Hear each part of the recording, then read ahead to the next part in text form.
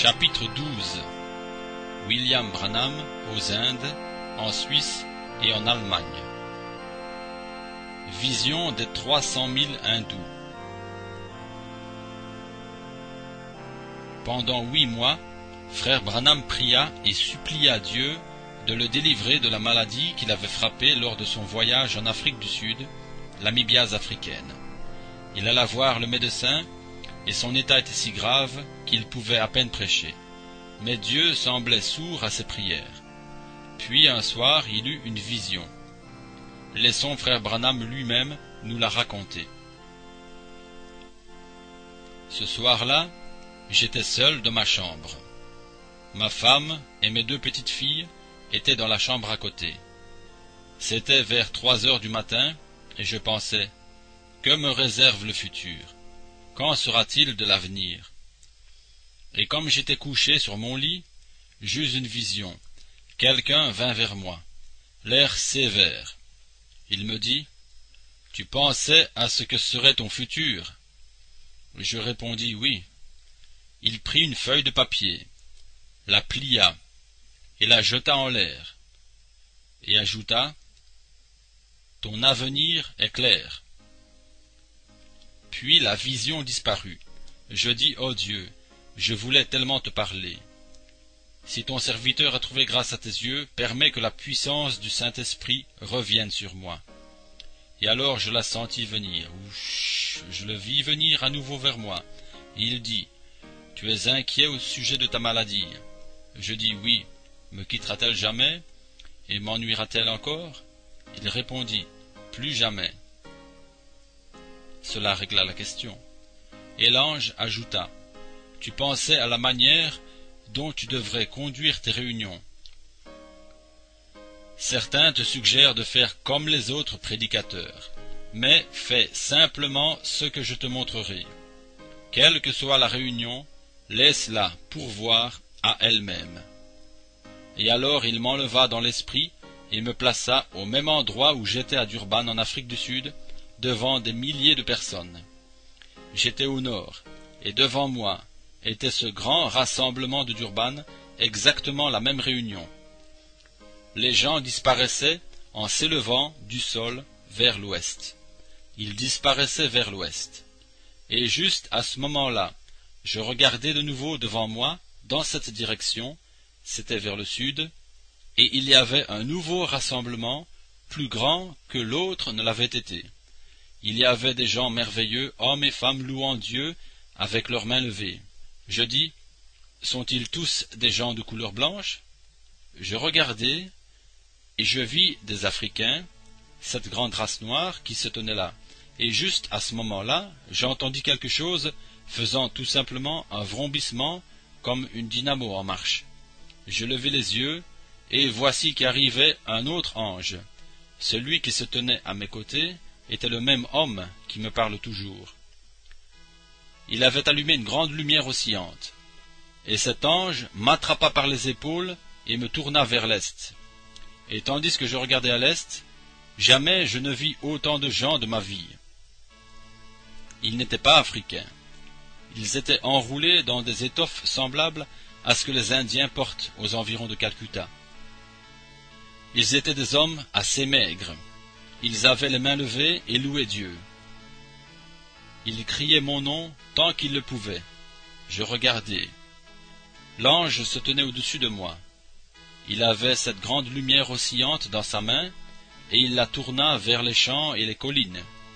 Aussi loin que je puisse voir, ce n'était rien d'autre qu'une foule de gens. L'ange dit, « J'entendis le nombre aussi clairement que vous m'entendez. Ils seront 300 000 à cette réunion. » Et je m'écroulai sans force sur le plancher. Après un certain temps, l'ange revint, prit ma Bible, la leva au-dessus de ma table en la rapprochant de moi, et l'ouvrit à l'endroit où Paul, dans la tempête, dit, « Ô homme, il fallait m'écouter et ne pas partir de Crète. Un ange de Dieu à qui j'appartiens et que je sers m'est apparu cette nuit et m'a dit, « Paul, ne crains point. » Acte 27, 21. Ensuite l'ange tourna au livre de Josué, et il pointa de son doigt le verset où il est écrit, Nul ne tiendra devant toi. Tant que tu vivras, je serai avec toi comme j'ai été avec Moïse, je ne te délaisserai point. Je ne t'abandonnerai point. Fortifie-toi et prends courage. Josué 1,5. Lorsque je sortis de la vision, je priai. Mon Seigneur et mon Dieu, je te remercie. Je reconnais les épreuves et le châtiment que tu me donnes quand je te désobéis. Mais à partir de maintenant, Seigneur, je ne m'associerai plus jamais à aucun groupe que ce soit, prédicateur, gérant, etc., et je serai libre de faire ce que tu veux. J'irai seulement où tu me diras d'aller, et je ferai ce que tu me diras de faire pour le reste de ma vie, et toujours j'essaierai de faire comme tu veux. La vision avait duré environ 3 heures et j'étais fatigué. Ma femme bien-aimée, avec le bébé dans les bras, frappa doucement. Elle dit « Bill, quelque chose est arrivé. » Je dis « Qu'est-ce qui se passe ?» Elle répondit « À 3 heures ce matin, le bébé s'est réveillé et j'ai voulu entrer dans ta chambre. Mais quelque chose m'a arrêté et m'a dit, avant même que j'arrive, « N'entre pas là, il y a une vision qui ne peut être interrompue. » Je lui dis « Oui, chérie, quelle grâce merveilleuse !» Et je lui racontai la vision. Je pris ma Bible et écrivis cette vision au complet sur une page pour m'en souvenir exactement. Nous sommes allés déjeuner, et voici que ma belle-mère, une chrétienne affermie, arriva et me dit « Que se passe-t-il ici ce matin ?» Je commençais à peine ma vaisselle que soudain, une voix m'ordonna « Va chez Billy tout de suite. » Je répondis « Sir Broy, l'ange du Seigneur m'est apparu et m'a dit d'oublier ma maladie. Il m'a aussi dit que j'aurais une réunion qui rassemblerait 300 000 personnes. Mon ministère ne fait que commencer. »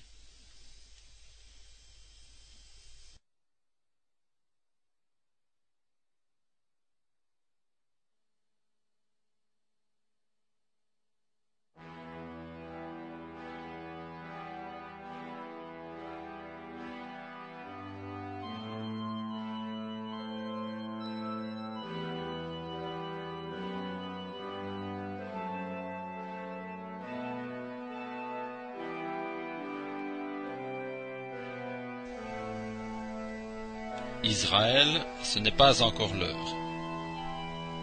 Frère Branham raconte ici un événement qui arriva pendant qu'il faisait escale au Caire en Égypte, alors qu'il se rendait aux Indes. Lewi Petrus de Stockholm en Suède, surintendant des églises de Philadelphie, a envoyé 1 million de Nouveaux Testaments aux Juifs. J'en ai un que je garde en souvenir de lui. Ils lirent ces livres et dirent « Eh bien, si ce Jésus est le Messie, s'il est mort et que son esprit est revenu sous la forme du Saint-Esprit, alors regardons-le accomplir le signe du prophète, et alors nous croirons en lui. » Tout s'arrangeait parfaitement. Je pensais, « Seigneur, le moment est venu. » Alors je montai dans l'avion avec Billy et Lois et nous partîmes. J'allais aux Indes et je pensais, « Sur le chemin du retour, je ferai un petit crochet par là, et j'apporterai le message aux Juifs, et ils diront, voici la vérité. Les Juifs croient toujours leur prophète, nous savons cela. Dieu leur a dit que le Messie serait un prophète, et ils croient leur prophète. Dieu a dit, s'il y a un homme parmi vous qui est prophète ou voyant, je lui parlerai dans des visions. Et si ce qu'il dit arrive, alors écoutez-le, car je suis avec lui. Mais si cela n'arrive pas, alors n'ayez rien à faire avec ce prophète, car je ne suis pas avec lui. Mais si ce qu'il dit arrive, alors écoutez-le, car je suis avec lui. Les Juifs savent cela. Je pensais, oh, ne serait-ce pas merveilleux? Je vais tâcher d'en faire venir 4 ou 5 000 de ceux qui lisent la Bible et qui disent, si c'est le Messie, voyons-le accomplir le signe du prophète. Je me disais, quelle scène magnifique ce sera. J'avais mon billet à la main, et dans 30 minutes environ, on devait annoncer le départ de l'avion de la ligne aérienne arabe. J'étais là-bas au Caire, et je pensais, gloire à Dieu. Dans 2 heures, les Juifs recevront la même chose que leurs ancêtres le jour de Pentecôte. C'est absolument certain. Je leur dirai, choisissez vous-même parmi vous un groupe d'hommes, et amenez-les ici pour voir s'il est encore le Messie. Et ensuite, je leur dirai, sur la base même où vos ancêtres ont rejeté le Messie, recevez-le. Levez vos mains, et vous recevrez le Saint-Esprit à l'instant même. et alors ils évangéliseraient leur pays après l'avoir reçu. Je ne toucherai que le centre nerveux, le chef, et les laisserai commencer cela. Mais quelque chose me frappa, et dit, n'y va pas maintenant, car l'heure n'est pas encore venue. Vous voyez, le temps des nations n'est pas encore accompli, leur jour n'est pas fini. Je pensais, oh, cela vient seulement de moi.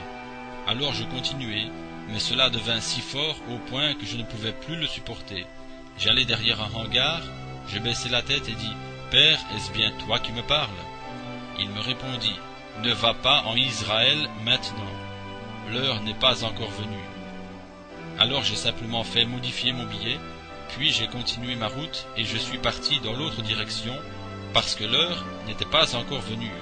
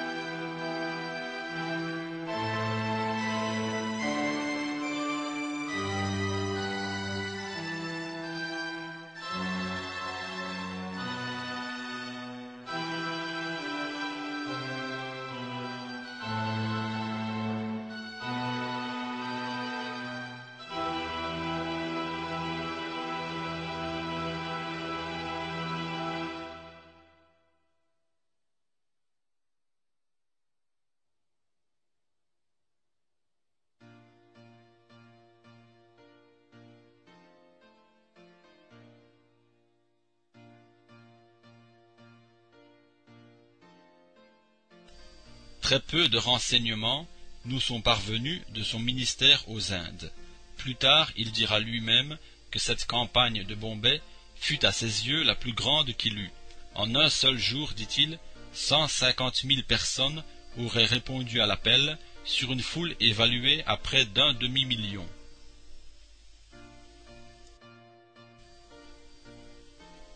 Défi aux hindous. La première journée où frère Branham arriva aux Indes, on lui fit passer l'après-midi en compagnie de plusieurs prêtres représentant 17 différentes religions.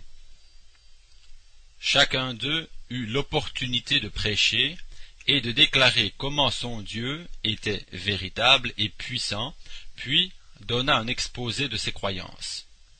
Frère Branham raconte: la seule pensée que Dieu, le Saint, puisse descendre sur la terre et y mourir est incompréhensible, disait-il. Certains adoraient le soleil, d'autres Bouddha ou Mahomet, d'autres encore des vaches. Quelques-uns avaient un papier devant la bouche, ils craignaient d'avaler un être vivant qui aurait pu être quelqu'un de leur parenté. Tous repoussaient le christianisme. Comme j'étais accompagné de beaucoup de personnalités dirigeantes des assemblées, je me tus. Puis, lorsqu'ils eurent tous fini de parler, frère Branham les remercia gentiment et les invita tous à la réunion du soir, où il leur démontrerait ce qui pouvait être fait dans le nom de Jésus-Christ.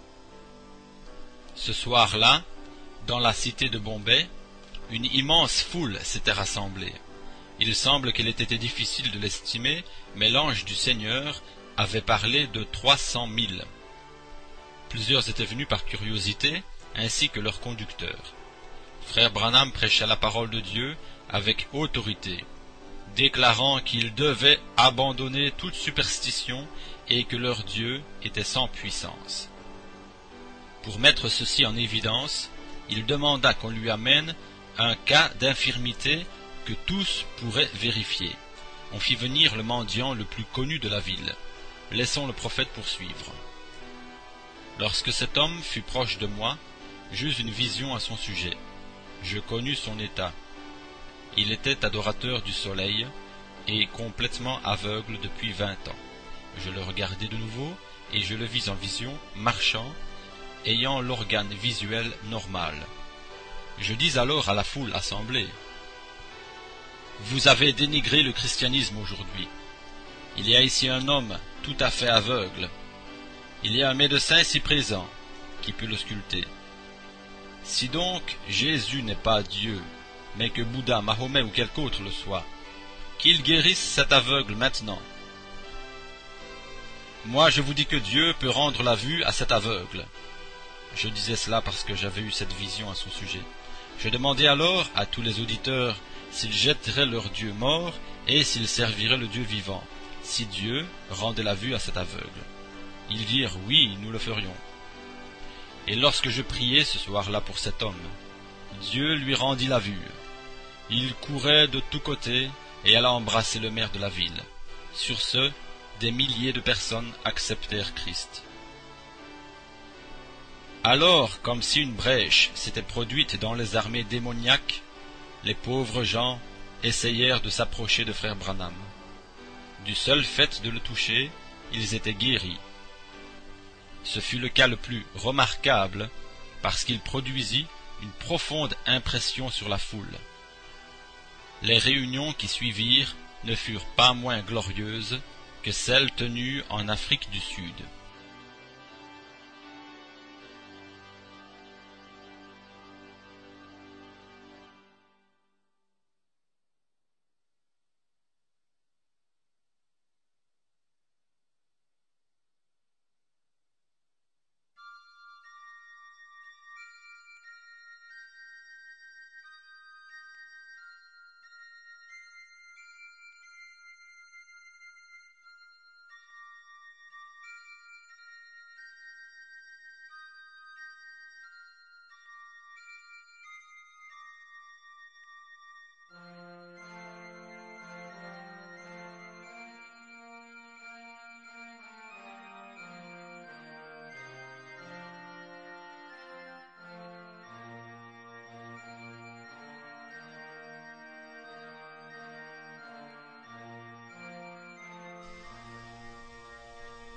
William Branham à Zurich, en Suisse.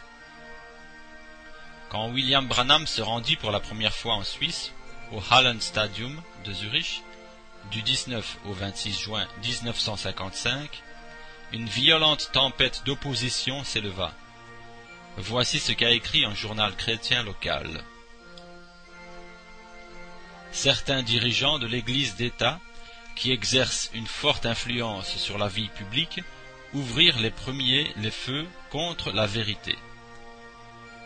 N'est-il pas triste que le titre de pasteur soit devenu un titre universitaire que peuvent obtenir des personnes qui nient la naissance miraculeuse et la divinité de Jésus-Christ? Dans la Bible, voir Éphésiens 4:11, le ministère de pasteur, à côté de ceux d'apôtres, de prophètes, d'évangélistes et de docteurs, a une toute autre signification. Il est bien regrettable que la presse suisse se soit mise au service de l'erreur pour favoriser la lutte contre un homme humble et rempli du Saint-Esprit. Durant les 9 réunions, accompagnées de la démonstration de la puissance du plein évangile, il y eut quelques 100 000 présences et des milliers de personnes donnèrent leur vie à Jésus. Laissons frère Branham nous donner les détails. Billy Graham était là un soir à Zurich et j'y allais le jour suivant. Les annonces pour les services de Billy Graham et les miens se trouvaient là ensemble. Billy Graham a une place dans mon cœur en tant que véritable serviteur de Dieu. Il prêche la repentance et il fait vraiment du bon travail. Ce soir-là, je n'allai pas à la réunion, bien que j'eus reçu une invitation pour aller m'asseoir dans la loge, car j'étais très fatigué et épuisé à la suite d'un long vol au-dessus des pays, couvrant des centaines et des milliers de kilomètres. J'étais vraiment fatigué, et j'allai à ma chambre d'hôtel et je m'endormis. Ensuite, c'était trop tard. J'ouvris donc la radio, et ainsi je pus l'entendre prêcher au travers d'un traducteur. Le matin suivant, lorsque les journaux sortirent, je vis alors quels reproches il faisait à Billy Graham. L'Église, dans sa majorité, reniait ou se défendait d'avoir invité une telle personne dans ce pays. Il disait qu'il avait mis une permanente dans ses cheveux, et lorsqu'il venait là sur l'estrade, il paraissait sortir d'une boîte plutôt que d'être simplement comme un serviteur de Dieu.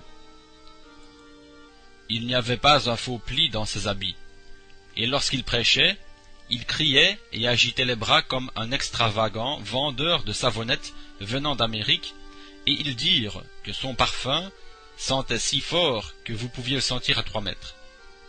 Il prêcha sur la divinité suprême du Seigneur Jésus-Christ, alors je savais ce qui m'attendait, et moi, j'avais 10 jours là-bas. Vous savez que l'église là-bas à Zurich, et aussi en Allemagne, ne croit pas que Jésus est le Fils de Dieu. Billy Graham ne s'est pas retenu. Il l'a prêché ainsi, et je savais que j'allais prendre la relève juste derrière lui. Et cependant, ils appelèrent Billy Graham un vendeur de savonnettes, et moi un devin.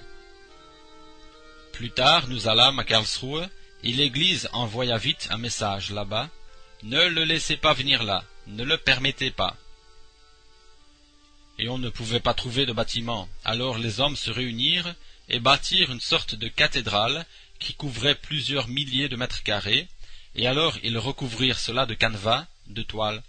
Des milliers et des milliers de personnes venant d'Allemagne, de Belgique et des alentours affluèrent là-dedans le premier soir. Lorsque nous allâmes là-bas, le docteur Gugelbull, mon représentant, alla trouver les autorités. Ils dirent non. La police dit « Il ne peut pas venir ». Dr Bull répliqua « Mais vous avez eu Billy Graham, qu'en est-il de lui ?» La police répondit « Nous avons reçu l'ordre de la part de l'Église de ne pas le recevoir. » Vous savez, là-bas en Suisse, ou bien en Allemagne, l'Église et l'État sont ensemble, l'Église est au-dessus de l'État, et l'Église et l'État sont unis. Ainsi, on ne pouvait pas le faire, et le docteur Gugelbull dit « Oh Dieu, il ne peut pas en être ainsi. Tu as conduit frère Branham ici, et il ne serait pas venu si tu ne l'avais conduit. Ainsi, oh Dieu, quelque chose doit arriver. » J'étais quelque part en train de me reposer, et je dis « Oui, le Seigneur m'a dit d'aller en Allemagne. » Dr Gugelbull dit « Oh Dieu, il y a quelque chose qui ne va pas. » Et quelque chose au fond de son cœur lui dit « Mais ici, c'est une zone américaine. Va là-bas, aux quartiers généraux américains. » Il alla vers le major, et s'adressant à lui, il dit « Monsieur le major, je suis le docteur Gugelbull de Zurich, et nous avons ici un frère qui vient d'Amérique afin de prêcher pour nous. Nous avons bâti une grande cathédrale pour lui. Nous voulions aller à Hambourg pour la voir dans le stade, mais là-bas, le temps est trop pluvieux. Ainsi, nous avons dû venir ici à Karlsruhe. Nous l'avons fait venir ici, et il se sent conduit à venir, mais l'Église a refusé de laisser notre frère entrer. Ils ont eu Billy Graham ici, ils l'ont laissé entrer. » Le major dit « Eh bien, s'ils ont laissé Billy Graham venir, ils devraient laisser venir ce frère. Cet endroit est contrôlé par l'Amérique. » Dr Gugelbull dit « Eh bien, je vous le dis, ils ne veulent pas le laisser entrer. » Le major demanda « Mais pourquoi ne veulent-ils pas qu'il vienne ?»« Eh bien, cher monsieur, voilà la raison. C'est parce que notre frère prie pour les malades et qu'il a du succès. Et ils sont contre le surnaturel de Dieu. » Le major dit « Mais quel est le nom de ce frère ?»« Frère Branham, répondit Dr Gugelbull. Le major s'écria « Frère Branham ? Il a prié pour ma mère en Virginie, et elle s'est levée de sa chaise roulante. Dites-lui que c'est ouvert et qu'il peut venir. Et non seulement cela, mais nous allons libérer le camp militaire, et nous viendrons aussi. » Frère Branham alla 2 fois en Suisse le même été.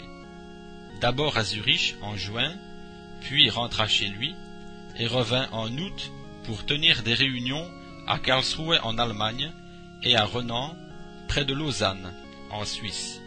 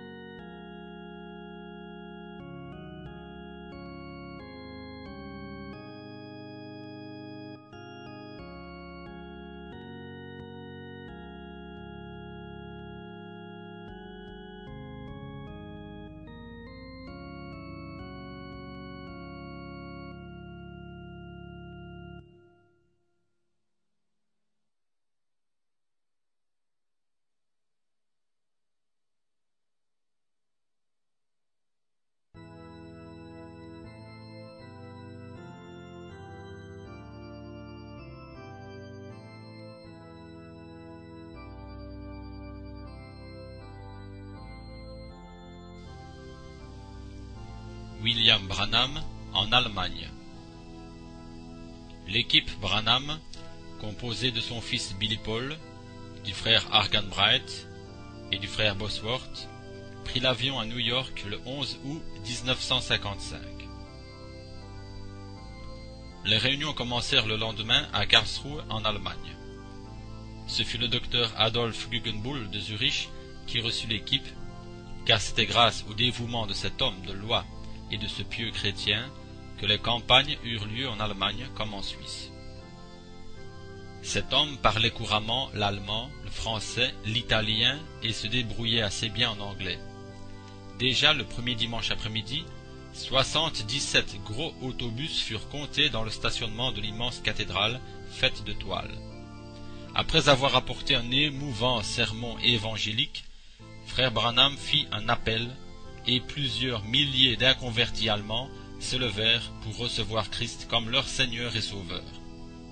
Tous les après-midi, le frère Bosworth prêchait et il introduisait frère Branham le soir. Dans son reportage, il écrivit « Dans chaque cas, frère Branham put discerner par l'Esprit et décrire tous les genres d'afflictions.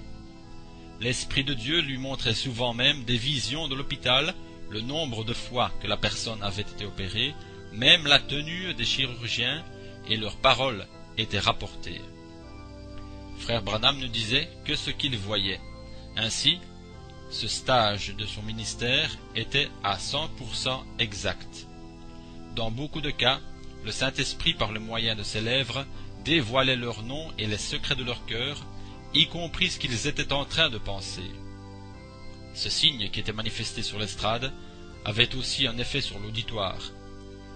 Quand leur foi s'élevait suffisamment pour la guérison, une lumière apparaissait suspendue au-dessus d'eux, et frère Branham les désignait du doigt, leur disant leurs pensées, leurs maladies, des événements de leur vie et d'où ils venaient.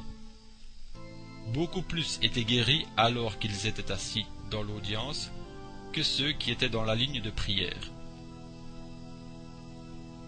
Parmi tous les événements surnaturels qui se produisirent en Allemagne, frère Branham nous donne un court récit concernant un miracle bien particulier, suivi d'une émouvante guérison.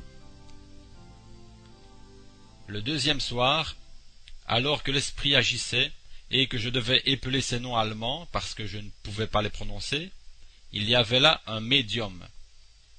Ailleurs, frère Branham ajoute qu'il était accompagné de plusieurs autres sorciers guérisseurs.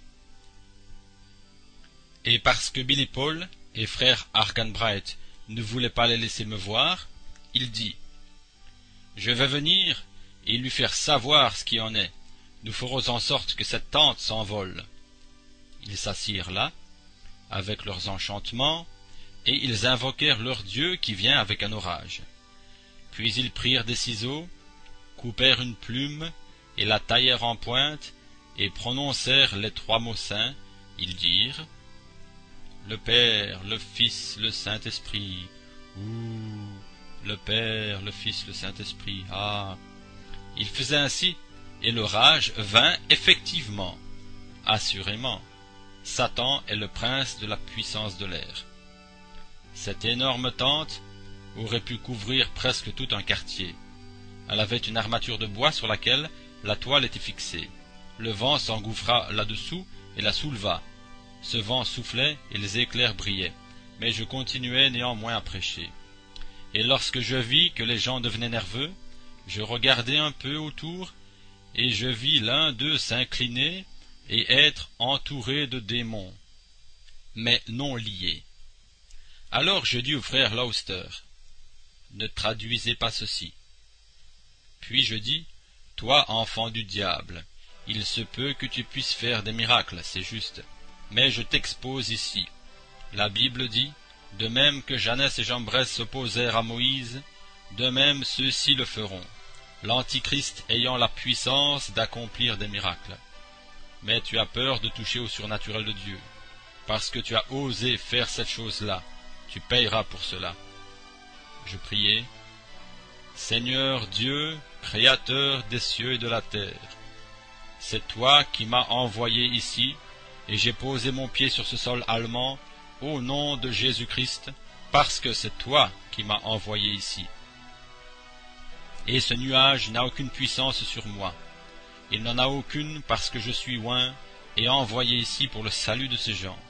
Nuage, je t'ordonne au nom de Jésus de partir d'ici. Environ 10 minutes plus tard, l'orage se dissipa et le soleil se mit à briller majestueusement. Et ce soir-là, on emporta ce médium estropié. Les gens entrèrent dans l'atmosphère lorsqu'ils virent la gloire de Dieu se manifester. À ce moment-là, ils commencèrent la ligne de prière, et je n'oublierai jamais ceci. Ils emmenèrent une petite fille sur l'estrade, une petite Allemande mignonne, avec ses tresses qui lui tombaient dans le dos. Son petit visage était blanc, et cette fillette était sur le point de basculer en bas de l'estrade. Il y avait plusieurs marches pour monter dessus, et quand je regardai, je me suis vite avancé pour la saisir. Et alors l'interprète commença à lui parler, et elle murmurait quelque chose disant « Je veux rencontrer l'homme qui va prier pour moi. » C'était une enfant aveugle, et l'interprète lui dit « Mais c'est lui qui te tient maintenant. » Elle commença à me tâter avec ses petites mains, elle mit ses petits bras autour de moi, et posa sa tête sur mon épaule. Oh, je pensais à ma petite Becky. Je mis mes bras autour d'elle, et je pensai « Oh, pauvre petit être !» Je l'entendis pleurer. Je relevai la tête, et je vis que ses yeux étaient blancs. Et là, par la grâce de Dieu, j'eus une vision, et je vis cette petite fille dans les bras de sa mère et le docteur qui l'auscultait. Elle était aveugle de naissance. La mère était grande et mince, avec des cheveux blonds. Le père était un homme plus petit, de forte corpulence, et avec des cheveux foncés. Je dis d'où il venait et racontai la vision. Je vis cette petite fille qui devenait comme une ombre, et la vis qui marchait avec ses bras en l'air. Elle parlait et pointait du doigt différentes choses. Je savais que le Dieu du ciel vivait et régnait. Je commençai à prier pour elle, et alors elle leva les yeux vers moi. Ses petits yeux brillaient et étincelaient. Elle murmura quelque chose, et le traducteur, baissant les yeux, dit « Frère Branham, elle peut voir. » Je fis « Gardez-le pour vous pendant quelques minutes. » J'ajoutai « Qu'est-elle en train de dire ?» Elle demande « Que sont ces choses là-bas ?» C'étaient des lumières. Alors qu'elle me regardait, elle se mit à sangloter. Tout l'auditoire se trouvait sous une influence céleste. Le diable se trouvait paralysé. La mère poussa un cri, elle se mit à courir aussi vite que possible, perdant ses chaussures derrière elle. Elle monta sur l'estrade et entoura son enfant de ses bras. L'enfant lui dit « Mais es-tu ma mère ?» C'était la première fois qu'elle la voyait. Elle dit « Oh maman, tu es si belle, maman. »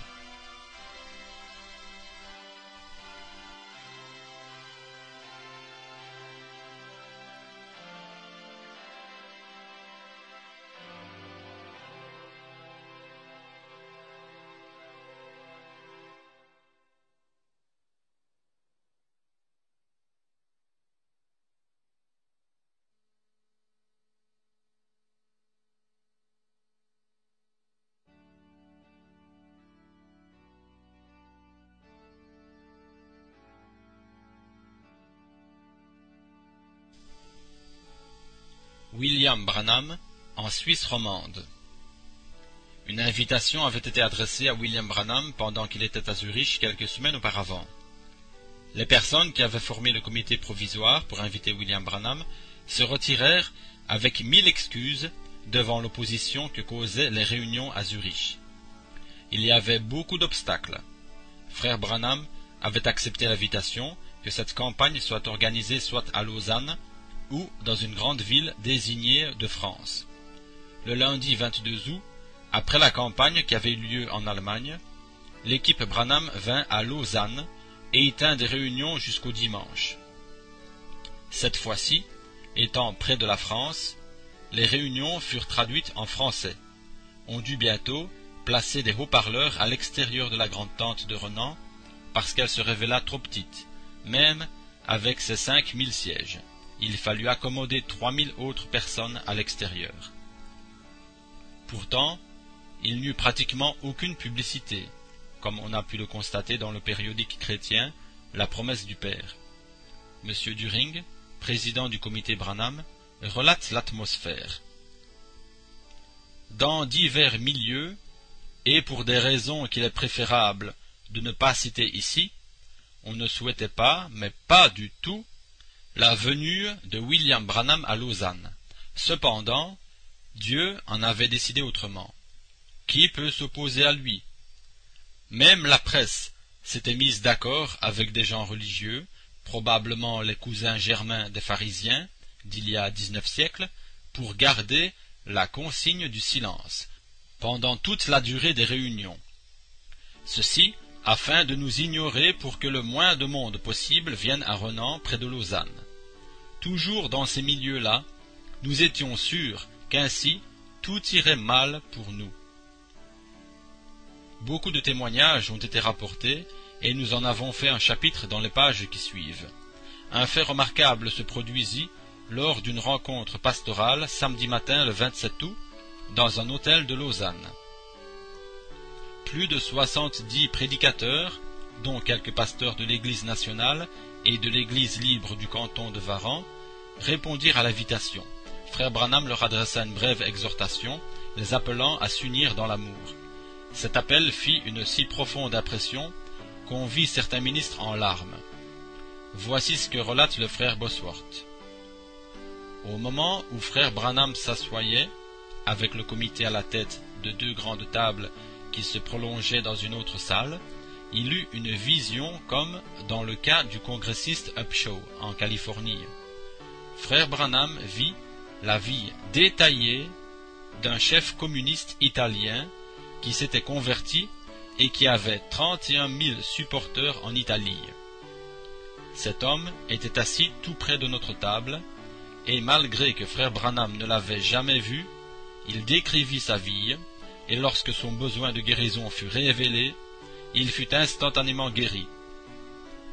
Pendant qu'il décrivait ce que le Saint-Esprit lui montrait en vision, une lumière apparut au-dessus de la tête de frère Branham, comme cela est arrivé souvent dans le passé. 3 photos furent prises par le reporter en chef, qui montrait la présence de cette lumière alors que la vie de ce communiste converti était décrite. 25 autres photos furent prises par la suite et aucune d'elles ne montra cette lumière. Pour terminer, voici un extrait d'un article paru à la suite d'une enquête faite sur le ministère de frère Branham. Lors de sa première venue à Renan, près de Lausanne, en 1955, William Branham fut l'objet de violentes attaques. Une grande et minutieuse enquête des autorités a permis d'établir la vérité sur le ministère de frère Branham. Le grief principal contre William Branham était celui de pratique illégale de la médecine. Le vendredi 8 octobre 1955, M. Bollens, préfet de Lausanne, a donné connaissance de son prononcé devant les mandataires des partis et la presse. Le lendemain, on pouvait voir dans les journaux les titres d'articles suivants: William Branham innocenté par la préfecture de Lausanne. William Branham et son comité libérés de toute poursuite. L'épilogue d'une affaire à rebondissement. William Branham ainsi que le comité de ses propagateurs libérés de toute poursuite par le préfet de Lausanne. Les journalistes s'en référant au prononcé du préfet écrivirent entre autres: Il faut reconnaître objectivement que les accusations portées contre Branham et les organisateurs de ces conférences étaient fragiles. D'une façon générale, il ressort à l'évidence des faits que rien d'attentatoire à la bienséance ou aux bonnes mœurs n'a marqué les réunions de Renan, comme d'ailleurs rien de préjudiciable aux institutions dans leur ensemble n'a été constaté à cette occasion. Sans vouloir entrer dans les discussions d'ordre théologique, et après avoir entendu le témoignage de 2 pasteurs lausannois qui ont assisté aux réunions de Renan, le magistrat enquêteur estime que du point de vue religieux, William Branham doit être considéré comme un prédicateur sérieux, possédant des connaissances bibliques profondes, dont la parole et le message religieux sont rigoureusement conformes à la lettre et à l'esprit des textes de la Bible. Ces témoins, comme d'autres d'ailleurs, ont ajouté que la bonne foi de William Branham leur a paru évidente et qu'il émanait de sa personne quelque chose de généreux, de convaincant et de chaleureux.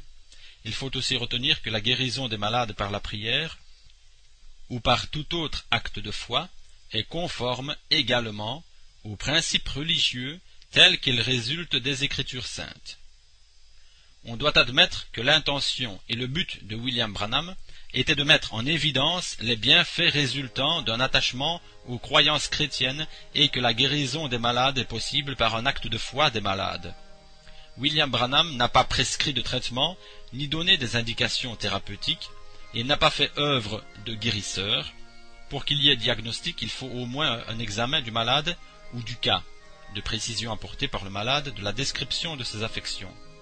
Le prédicateur a déclaré qu'il n'était que l'intermédiaire de la puissance divine qui le guidait et lui dictait ses révélations.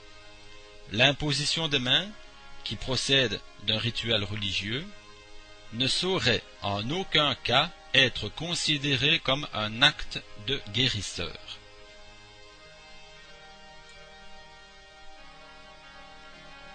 Le vice-président des hommes d'affaires du plein évangile, Meiner Argenbright, revint d'Allemagne et de la Suisse où il parrainait William Branham et frère Bosworth lors des grandes campagnes d'évangélisation et de guérison. Une photo fut prise dans l'un des plus grands hôtels à Lausanne, Suisse, lors d'un déjeuner payé entièrement par Ara Hashividjan, un Arménien tout juste converti au christianisme. Il était environ 11 heures et aucune lumière artificielle n'était utilisée, ni de projecteur ou flash pour photographier.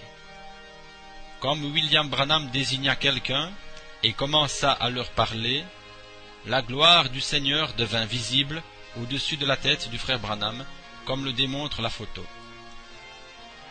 L'homme qui avait organisé ces réunions en Allemagne comme en Suisse était le docteur Adolf Guggenbuhl, un avocat bien en vue, aussi propriétaire de cet hôtel à Zurich, servait d'interprète pour l'occasion. Alors que frère Branham parlait à cet homme, lui disant qu'il était un ministre italien, qu'il dirigeait un orphelinat dans les montagnes, qu'il souffrait d'ulcères d'estomac, qu'il avait été le leader de 31 000 communistes, puis commença à prier pour lui afin que Dieu le guérisse, la gloire de Dieu descendit, étant de plus en plus apparente, jusqu'à ce qu'elle touche la tête de frère Branham, comme on peut le voir sur cette photographie. L'homme fut guéri de ses ulcères d'estomac, et la gloire de Dieu disparut de la même façon qu'elle était apparue.